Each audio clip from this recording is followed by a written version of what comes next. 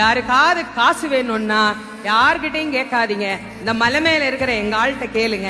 அவரு தான் எல்லா காசையும் வச்சிருக்கிறார். அவர்கிட்ட போனா லோனே இருக்காது.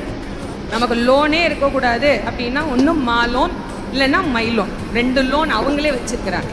அதனால அங்க போயிட்டீங்கன்னா வாழ்க்கையில, ஏன்னா இப்ப எல்லாருக்குமே லோன்ல தானே வண்டி ஓடிக்கிட்டு இருக்கு.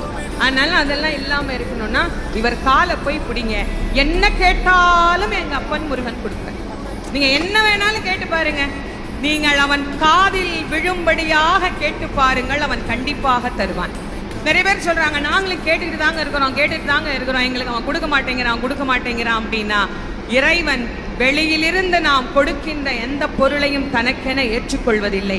நானே தயாரித்து ஒன்று கொடுத்தால் இறைவன் அதை ஏற்றுக்கொள்வான். நிறைய பேர் நான் கூடையா பூ வாங்கிட்டு போறேன், நான் அப்படி அபிஷேகம் பண்றேன், இப்படி அபிஷேகம் பண்றேன், எல்லாம் வெளியிலிருந்து வந்தது தானே, நீங்களா என்ன கொடுத்தீங்க?